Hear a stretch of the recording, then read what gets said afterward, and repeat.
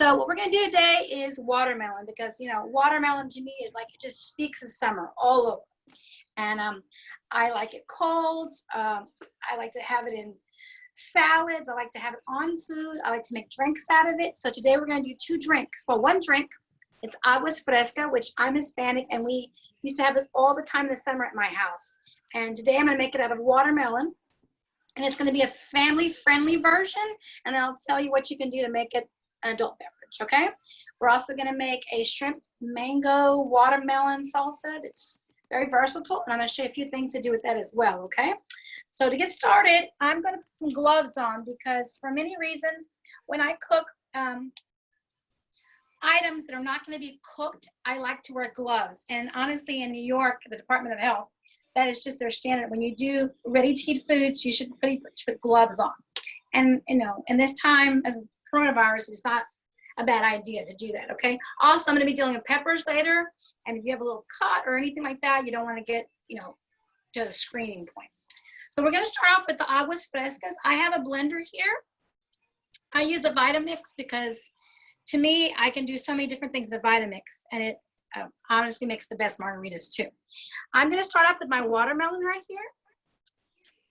I've already washed it, you know, the outside, which is a very good thing to do. Always wash your outside of your melons before you actually cut them. I have a big piece here. I may need more, but that's what I'm starting off with. I need 4 cups of diced watermelon that are gonna go into the blender. So this particular cut doesn't have to be pretty or anything. So I'm starting off taking off my rind. And you can use any kind of knife that you want. I'm gonna cut this way so you can see. I just find this to be the easiest way. Cut that off. If you see a little bit in there and you want to take a little bit more off, you can. Like that. Get my rind. A little bit over here. It doesn't make too much of a difference. So this is how I cut mine, okay? So I'm gonna take one of these off right now first, and I'm gonna save that because I'm gonna need that for my salsa, okay?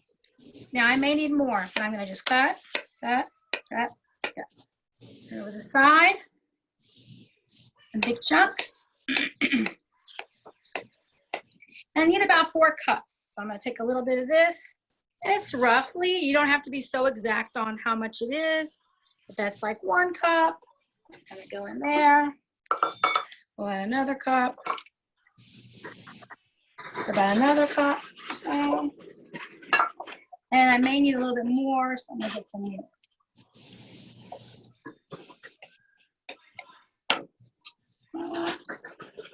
Now I like to use a cutting board that has a little bit of a drain edge on it, because the watermelon, it seems to be end up all over my counter. So that's a good idea. I think I'm gonna need a little bit more watermelon. And that's the 3rd cup. Okay. And I'm gonna cut a little bit more. Any left over? My daughter, I'm sure, is gonna love to eat it cold tonight.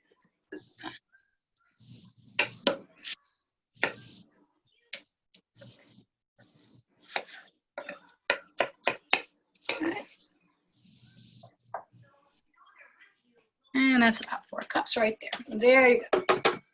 So I'm going to put this in here because I'm going to need it for my salsa, but I don't think I need that much because I only need, honestly, about 1/4 of a cup.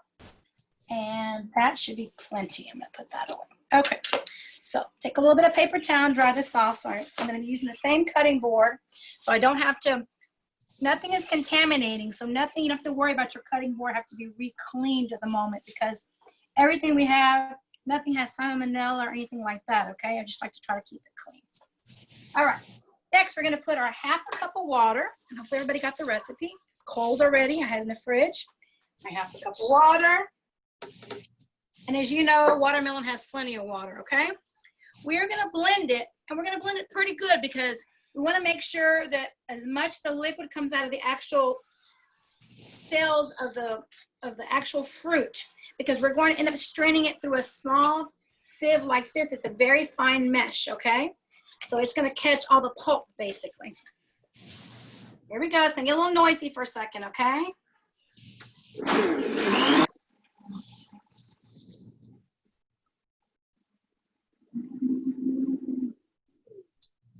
I'm that takes care of that. It becomes very watery, very fast. We're going to take it and we're going to drain it right over a bowl and through our sieve, okay? I'm going to drain a little bit. It's all frothy. And I have a little spatula. You can use a spoon if you don't have a spatula, and it kind of helps the liquid go through faster. And if you find out that depending on the size of a sieve that you have, if it doesn't, you know, like the liquid doesn't go through anymore, you may have to dump out the fibers on a plate, which I have behind. But it's going down slowly. It just takes time to drain. I put a little bit more in there. Some people press, and there's the rest of it. Take that away. I'm gonna take this away. All right, I'll show you how I do this. And then I start to stir. And you can even press the sides if you want. Spoon, it works too. See, it's coming out. I'm gonna lift it up so you can see all the water. So basically, it's like watermelon water. Okay. Now I like to use this bowl because when I pour it into the glasses, it has a spout here and it comes right out. Okay, so we're gonna tap it a few times. And then we're gonna transfer to this plate. All the pulp and stuff is in there, you see? Put this in there. Okay, so then we have our liquid right there. We're gonna set that aside. This is gonna be the drink, the actual glass that we're gonna drink out of. But for purposes so that you can see for the demonstration, I'm gonna use this highball cup so that you can actually see when I'm muddling it, okay? So you're gonna take, I like mine a little bit more sugary, so I'm gonna take 2 teaspoons of sugar. That's 1, 2, there. And then I'm gonna take some lime, and I'm gonna take 2 slices. Now, in the recipe, it says you divide up into 4 glasses. So depending on how, I'm only gonna make 1 for you. So I'm gonna cut a little thin, but not too thick. Oops, this one. And then I like to cut mine in half. Okay, so I'm gonna put them in the glass. And there. Piece, go ahead and throw that in there. Just back here. So if you have all your 12 slices, you just put them in all your cups, or you can put it in a big pitcher if you want to as well. Okay, then I'm gonna take a couple of, this is kind of big, so I'm gonna put a big one and maybe a smaller one of mint. Well, this one's pretty big too. They're all pretty big. I'll put them in there. And your mint in there. And then we're gonna muddle, which I have a wooden, I use this like a pesto and mortar. This is my muddle, okay? And I'm going to just smush it. Again, I'm doing it in this glass so that you can see a little bit better. The other one's a little deeper, and my muddle is pretty short, so that's why I'm using this one. But you're gonna basically try to get all the juices and the oil, because mint has oil in it, to kind of combine to a nice flavor. And you can tell, see how it's getting juicy in there? Doing a great job. And you smell? Smells good, smells minty and like lime. Really good. Okay. Now, I've got all the flavors muddled together as it says. I smell this again. It smells really good. That means I got it. I'm going to transfer it over to my actual drinking glass, okay? I'm going to pour it in there. Good. A little baby spatula. Get all this out. Baby spatula. Get all the, I'll make sure I get all the oils from the mint in there. Okay. And then I'm going to add some ice. Okay.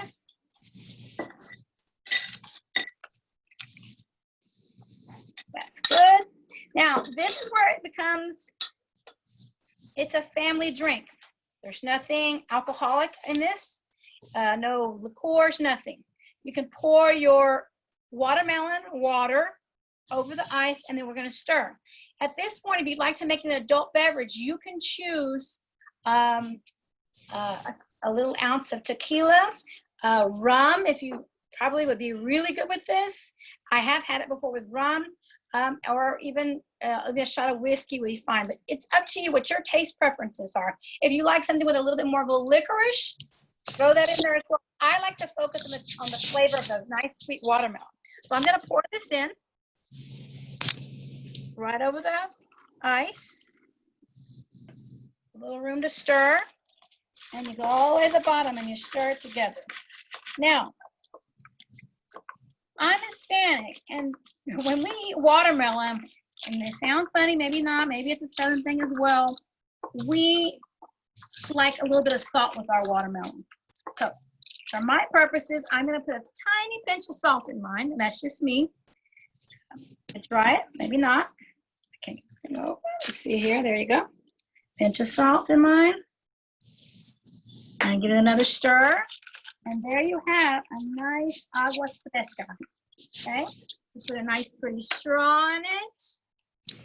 And then you want to garnish it either with a little bit of slice of watermelon, or you can put you a nice sprig of lime there. I mean, a nice, or you can put a slice of lime, or you can put a little sprig of mint there. And it's delicious. If you like it, pull it here. If you like it a little sweeter, add some more sugar to it. If you don't, this is fine. And let's give it a little taste. Oh, it's so refreshing. That's awesome. All right, we're gonna set that aside for a little bit. And again, divide up your water into different glasses, and depending on how you want. If it's too strong for you, like you want it less watermelon flavor, add a little bit more ice, add a little bit more water, okay? All right, I'm gonna clean up here just a minute. So much that looks good. Looks good. Any questions so far? All right, we're going to proceed. Now, since I already have some of the watermelon cut, I'm going to cut watermelon first. This is going to be for the salsa. Now, I need 1/4 of a cup of watermelon, cucumber, and mango. So, since we're doing a salsa, you want to keep your cut smaller, like a small dice, not minced, because they're going to do a lot of tossing, and we don't want it to fall apart. So I like. Mrs. Ambrose said she has chocolate mints in her garden. Bet it would taste good. Oh yes, yes. It'll work.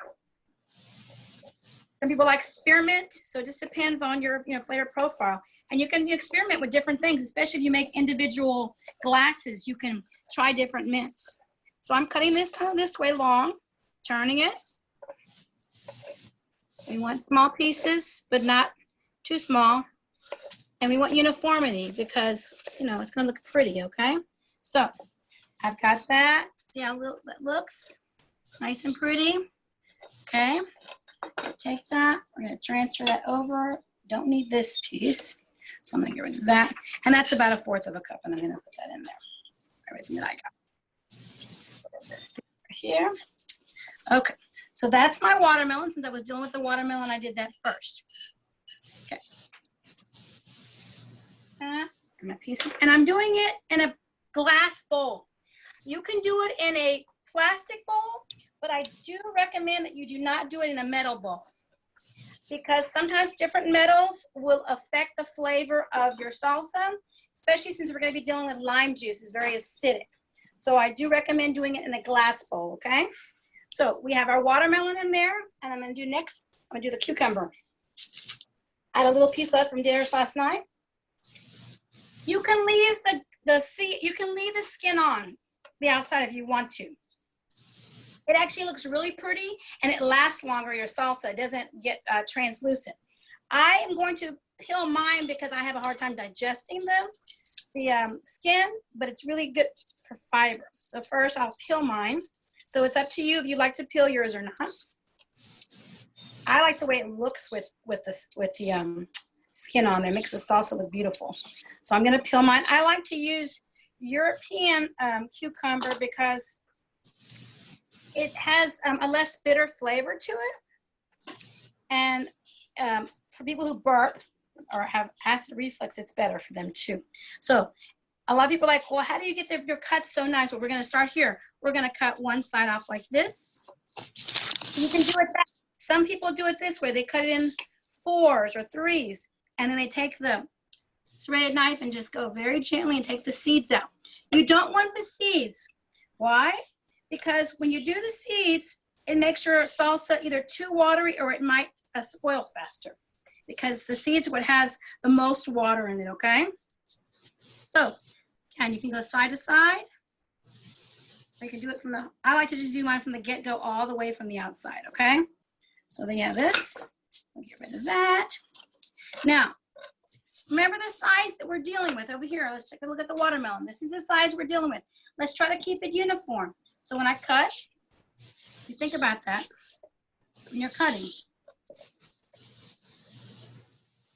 Now we're gonna have a whole session on cucumbers and zucchinis because I think everybody's garden is starting to produce those pretty good already. So I kind of stack mine all together, hold them tight, and this way I can try to get them all the same size. Hold it tightly, okay? And there you go. So I take that, and that's about the right amount right there. And if it's a little more, it's okay. It's not going to be like, oh gosh, I don't have exactly 1/4 of a cup, or I put a half in there. It's just like kind of a standard, okay? All right, so now we got that. It's nice and pretty in there. And now we're going to go to the mango. This is the mango. There are different kinds of mangoes. This is cold because I had in the fridge. And you want to pick a mango that is, when I say firm, I don't mean like a rock. It's firm as in I can hold it and it's not mushy. But I'm going to show you real close here. My hand went in and it went in there. It sunk in a little bit, which means it's ripe, okay? So you want it ripe, but you don't want it really mushy because it makes it very difficult to peel. It makes it difficult when you're trying to slice it, and it makes your salsa very ugly, I guess is a better way to say it. Now, there are 2 ways to peel a mango. You can do it by knife, or you can do it with the peeler. Depending on how soft your mango is, might be the way to go. I like to do it preferably with a knife, but I'm going to show you, I cut the ends off either way. Cut the end off, and I'm going to cut the end off. I'm going to try to do half of it with the peeler and half with the knife, okay? Someone asked. Oh, is there a question? Oh, good. Okay, answer the question. Ask the question, sorry. Should mangoes be stored in the fridge? You can. I store mine in the fridge when I want them to last longer. But if it's ripe already, you definitely should put it in the refrigerator. If you want it to ripen, leave it out and put it near a banana, okay? I like in the fridge because we like our mangoes cold. So, here you go. This, you do it with a peeler, it gives you the most yield, basically, of product. See how thin that is? So, and you slide it off like butter. It should just peel like butter, see?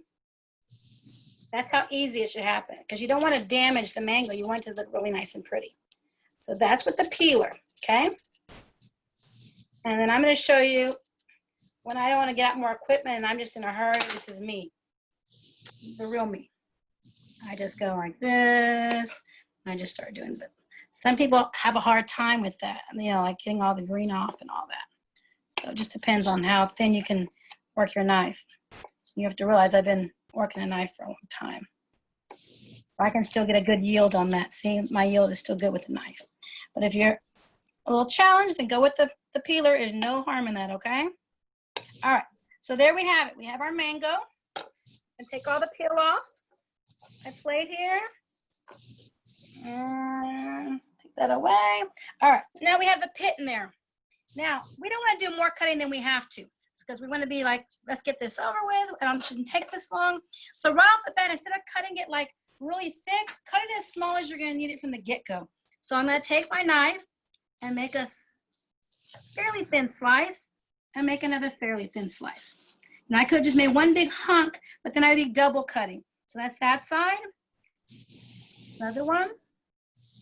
Gotta handle the product one time. There's that. And then I always take a little bit off the edges here. Now, when I have mango like this, and during the summertime, we eat a lot of mango, and we make mango fresca, agua fresca, I keep the pit, and I put them in a Ziploc, and I freeze them. So, because there's a lot of extra here, and the best, juiciest parts in the middle.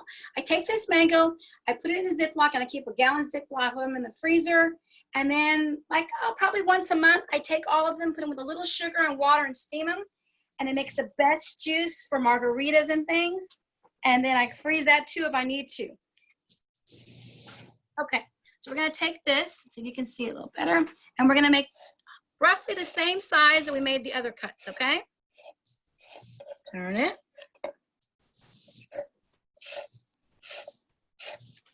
Now again, we don't wanna smush it and make it look all ugly. We wanna keep it nice and pretty, okay? Put that in the bowl. I need a little bit more.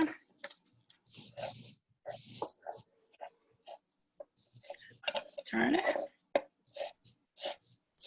Let's see when the mango work with me, not against me. Get a little bit more there, and there. And I'm gonna put just these little few edges, and the rest of this I'm gonna get rid of that.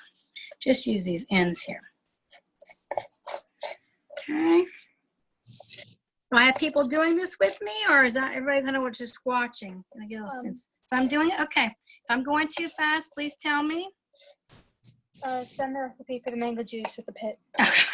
Okay, who was this asking that?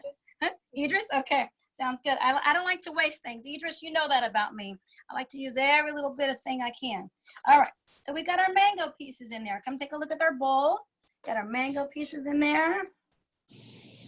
And then we're gonna move on to the ugly stuff, should I say. It's the stuff that either makes me cry or makes me wish, you know, I was done cutting it, okay? So gonna move on to the onion. I have a whole onion, but we only need about a half, okay? I already have mine peeled. I'm using red onion, but if you're at home and you're like, I don't have a red onion, you can use yellow onion. You could use scallions if you wanted to. A lot of these recipes are very versatile. You can change out some things to your preference. If you don't like mango, you can use papaya. I've done that several times. I'm gonna take this. Remember when I talked about cutting an onion? The lines are there for your reference. That's where you wanna cut your onion in half. Cutting my onion in half. And there you go. And I want my red onion to look nice and pretty, okay? Not all, you know. So this is what I do. I turn it to the side and I make some slices. And this is how I make my red onion look really pretty. There, some slices.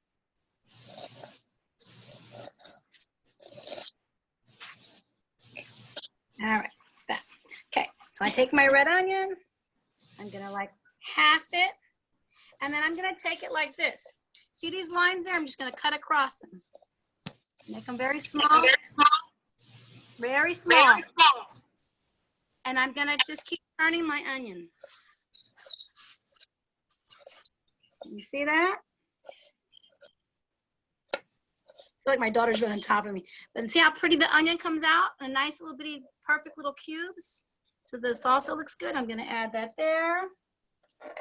Add that there, and I'm gonna keep cutting my other pieces. Got some more here, and I'm gonna do the same thing to them. I'm going to start cutting here, small, not big and chunky, one little, just pretty salsa. And you're gonna turn your onion. Okay, I cut my white onion a bit differently. This is just because the red, I like it to look really pretty in my salsa. So you see nice pretty pieces, looks good. Transfer it here. All right. And that's pretty good. And that's plenty of onion. Half of onion right there. Got our onion. Next, we're going to work with our, well, I'm going to do the pepper last because that's a whole story. Okay, we got our shrimp. Now, I have cocktail shrimp here, which has already been defrosted and deveined, and it's detailed. It's all done. If you're game for grilling your shrimp, this tastes great with grilled shrimp too. I just happen to have this because I'm always making ceviche, so I have just the regular cocktail shrimp in there. So we're gonna take our shrimp here. I like to just bend it in half and cut some pieces like this, and then I turn mine this way. And those are pretty good sized pieces right there, okay? Show you that again. Take your shrimp, bend it.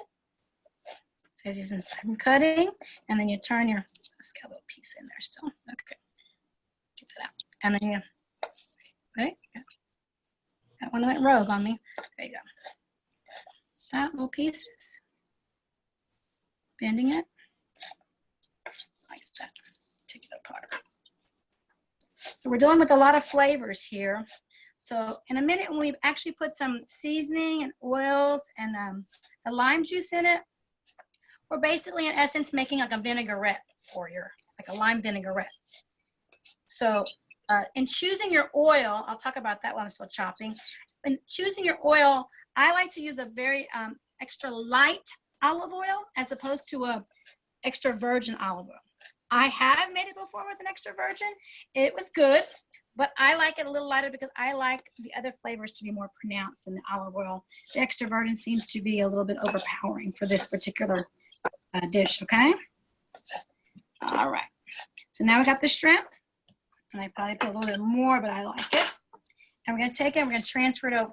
Now, I'm going to tell you that if you're making this like ahead for a party, either the night before or whatever, don't add your shrimp until about an hour before you're going to serve it, because with the lime, it tends to over denature the shrimp and make it tough. And you want cocktail shrimp to be tender to perfection, okay? Next, we're going to do, I'm going to go ahead and go with the pepper. The pepper, this is a huge one, just so that you could see. You only need about a half, but if your family's into heat, put the whole thing.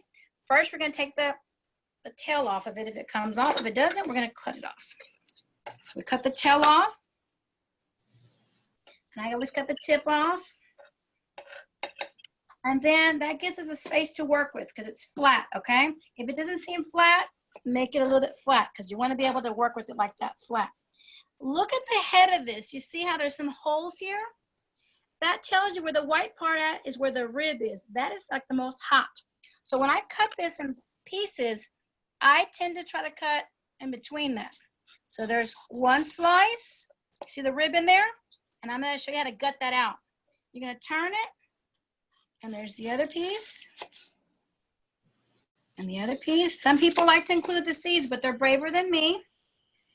And there's the other piece. Now you see, this is the inside, the guts of the jalapeno. Very, very hot stuff there, and that's why I have gloves on too. So we have a few seeds, and I only need 2 pieces of this because I'm only going to put half in mine. Go ahead. Can you use a mild pepper instead? Yes, you can. And I've even made it with red pepper, but it's not as good with red pepper, but I mean, it's good. But I prefer a little bit of the green pepper taste to it. But it can be mild. It doesn't have to be jalapeno. I take out the rib, which is this little white piece right here. Can you see that? That is the heat. That and the seeds are the heat. So this is just going to add a little, like you said, mild flavor to it. Same thing with this. I'm going to take out the rib. I call it the rib of the jalapeno. And that's that. Now be careful when we're chopping in a minute or mincing because it's going to get juicy and it's going to probably pop your eye. Okay? So we're going to do this. I want to make in very, very small little strips because turn it. Make sure it works with you, not against you, okay? Little pieces. Now, sometimes when I do it with a lot of different knives, but I don't want to confuse you, so I'm just doing it with a serrated knife. No need to get, too fancy with different equipment and you get confused. Gonna do more here. Long strips. And then turn it.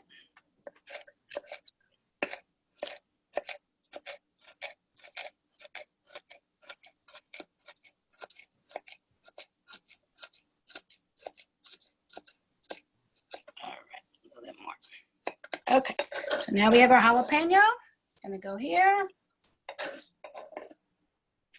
And I suggest after you do your cleanup, if you had a jalapeno on your wood cutting board like me, other than washing it, I spray with a little all-surface bleach just to get the oil of the jalapeno out of the board because it might affect, I don't know, an apple that you're cutting for your child or something, okay? And we don't want to have any of that going on. All of a sudden, the apple seems like it's on fire. Okay, so we have pretty much all of our ingredients now, except for the cilantro. So this is my cilantro. I have pre-washed it, rinsed it, and I store it in a wet paper towel, cold in the refrigerator, and then I have it ready to go. A few pieces there, like they've been. Okay, so you only need 2 tablespoons, but this is how I cut my, a lot of people start chopping like this. Cilantro gets black really fast because it gets bruised, okay? So the best way that I found to cut cilantro, and it's one of the best secrets I've taught my sister-in-law, she says, is how to cut her cilantro where it doesn't make her food turn like it looks like it's blackened, okay? So I take it, I line it up like this, tighten my gloves up a little bit, and I squish it. I mean, I squish it as tight as it can go at the end. My fingers like this. All right. Let me find a good spot of the cutting board because this cutting board's been through a lot. And I take it and I just go really slow. Tiny as I can go. And I just keep pinching, pinching, and pinching it. As I keep going back, I pinch it. And this works really well with the serrated knife because you can hear it just going through the cilantro. Hear it? Now we need about 2 tablespoons, so we're getting there. I happen to like cilantro a lot, so I'm gonna cut a little more. So that's that. And then I take it and I kind of grab it and I turn it and I squeeze it again and just kind of go across it one more time without butchering it, you know. So it's still nice and bright and green. It hasn't turned brown and you know, all colors, okay? That looks good. I take it, transfer it over. In there. There you go. Now we have all this in here. We're gonna gently toss it. I use a spatula. You can use a spoon. How pretty those colors look. And it smells good. Now, we're gonna talk about what we're gonna put in this, okay?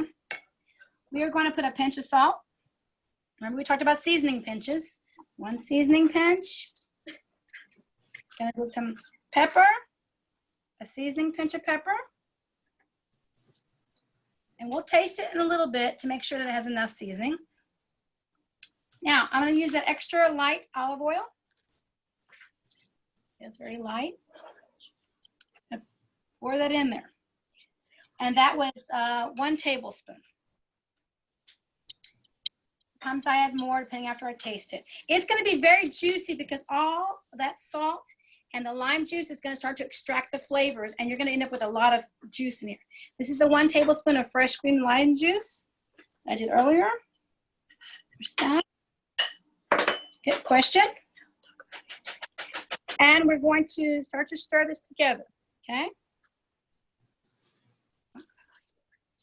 Yeah, I like to pour in a circle so it's evenly distributed throughout, and we're going to toss it gently. You don't want to smash it. You want your nice, pretty cubes to stay nice and pretty. You see all those pretty colors? Okay. Now, I'm going to taste it just to make sure that it doesn't need any more salt and pepper. And then I'm going to show you a few things what to do with this. It makes a very versatile dish to have in the fridge in the summertime. So I'm going to take a little taste. See? Oh, that's good. I think it needs a little bit more salt. More pepper. That's good. Very good. Okay. Now we have a question. Okay. And we're going to show you, I'm going to scoot some things over. I'm going to show you a few things that we can do with this. All right. 1, it's a party favorite when I have something, but we just have it with chips and salsa. So basically I would have a big bowl of this, and here I'll just show a little bowl. Here's my thing. I would take some, and you can do individual portions if you want for a party, or you can just put 1 big bowl. I like to serve it like this. I have a little spoon, and then the person can either dip it in with their chips, or they can use their little spoon like that. So that's pretty. Okay, I like that. So I'm gonna set this to the side here. Got it? Should get a long shot of that. So that's chips and salsa. You can serve it that way. Sometimes I have someone over and they don't eat like meat, but they will eat seafood. I can use it and toss it off in a salad. So if I have it in the refrigerator and I don't want to have any carbs. Can you add avocado? Yes, you could, but if you add the avocado, it should be the last thing you add, because with all the tossing, it'll become mushy. And that avocado should be the same kind of texture as the mango. Firm, not mushy, because you want it to stay in cubes, okay? Stay in cubes. All right, so I would take a little bit of this, and I put it in the middle of the salad, and I can either pre-toss it up, and if it looks a little dry, I could also add a little bit of more olive oil to it, a little bit more lime juice. By the time this sits in the refrigerator for an hour, you're gonna actually have some juice to pour into here. I don't have that yet, But I would pour a little bit of that juice into here, and then I would have myself a nice little summer salad. And I'll show you that. If I was going to do the avocado, I would just add the avocado slices on top of here personally. That would be what I would like to do. I would add the avocado slices on top of that, and then add maybe one more scoop of this on top, like that, so they can see what's going on here. And that's what's going to be my lunch or dinner right here. So you can, it's very versatile. You can use it for those things. And sometimes, I don't have any fish now, but I like to make fish. And I love to serve like a coconut rice. This is not coconut rice, but this is, I love to serve like coconut rice and make it very Caribbean. And I put a piece of fish, and this can be a little lower, but a little fish here. And then I like to put, when it's really juicy, I take a little bit of this when it's really juicy and just put it on top of this for a nice summer dinner. And you can either have it with your adult beverage or a Riesling wine. It's really nice, like that. And if I had a piece of fish and this was flatter, I'd put it like that. But that could be another little meal. So these are 3 different things that you can do with just this one salsa, okay? I've even added pasta in one of these. I made a little pasta dish out of this, just for summertime if I have things in the refrigerator. So this is one of those dishes that you can just, it's just so versatile. I use it so much during the summertime. So take a wide shot of this so they can see all these again. Like that, and then you have your nice watermelon beverage here. And then you're set for a nice summer evening, okay? Does anybody have any questions? How do you, I can't read all of it. How do you think bay scallops would work with it instead of shrimp? Oh, excellent. That's one of my favorite things is bay scallops. And it works really well. And after I put the salsa on top of it, I love to come back over with a little bit more lime juice and a touch of chili powder. That's just me. That's how I like it. So that's an excellent idea. That's how I like it. And I love avocado. I eat avocado all summer long too. So I'll be showing you another salsa, I believe, next week. It's the corn salsa, similar to this one, but we're going to add a few more things to it with the roasted corn and stuff like that. So does anybody have any questions? Let me know. I really appreciate you watching, and I hope you learned some things. And you can take this recipe and add some of your own, taste profiles to how you like some of your favorite flavors. Okay. So, any more questions? Anybody? They're on mute. Wait for them to tell me. Okay, let's see if anybody before we sign off, just to make sure I can answer. And I'm dying to have my Agua Fresca. Will everybody add some? Did anybody drink it? Did anybody make any? Can't wait to try it, though. It all looks so good, Debbie. Thank you. Okay. It might make somebody want to, get inspired to make some more of this tonight. How about scone recipes for the future? Scone recipes? We did scones. I believe the very first of the quarantine, we did scone recipe. No, we did the buttermilk. We did buttermilk biscuits, yes. But I sent in the scone recipe, I believe. I could be wrong.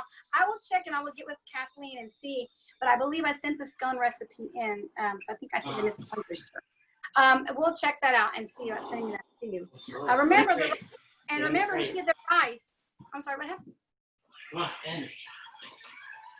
I couldn't hear. I'm sorry. Oh, looks great. Okay, thank you. Remember, we taught you how to make rice pilaf. So if you're making the white rice pilaf, I like to use the jasmine rice, and in order to make it into a coconut rice, with the liquid, instead of using the chicken stock, I use half ratio of coconut milk and half of just like water or stock. And then you can make coconut rice, which is really good with fish, okay? Or your scallops. All right. Thank you for watching again. I miss everyone. Hope to see everyone someday soon. And try to tune in next week. We're going to be doing corn. We're going to take life by the corn, and we're going to be doing believe it or not, a corn margarita. And we are also going to do a black bean corn salsa. All right. Thank you, and we'll see you soon.